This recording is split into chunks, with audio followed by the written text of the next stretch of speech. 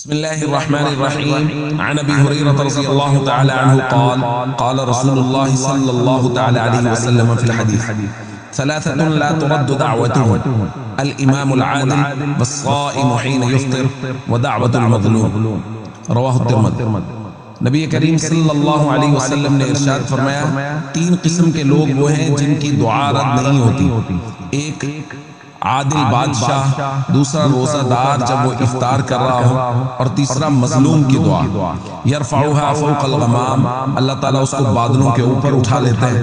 وتفتح لها ابواب السماء، اس کے لیے آسمان کے دروازے کھل جاتے ہیں۔ ويقول الرب عز وجل، اللہ رب العزت فرماتے ہیں، وعزتی لانصرنک ولو بعد حین، میری عزت کی قسم میں تمہاری مدد ضرور کروں گا اگرچہ کچھ وقت کے بعد ہی کیوں نہ ہو۔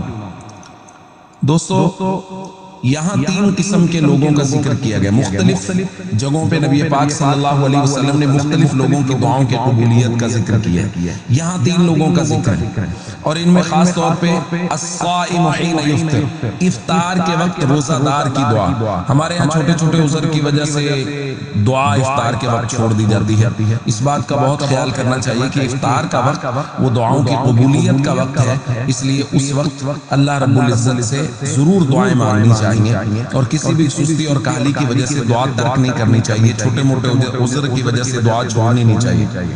اسی طرح مظلوم کی دعا، ہمارے یہاں یہ ہوتا ہے کہ بسا اوقات ہم دعا مانگ رہے ہوتے ہیں، یا کوئی بھی مظلوم وہ دعا مانگ رہا ہوتا ہے، لیکن لگ یہ رہا ہوتا ہے کہ دعا قبول نہیں ہو رہی۔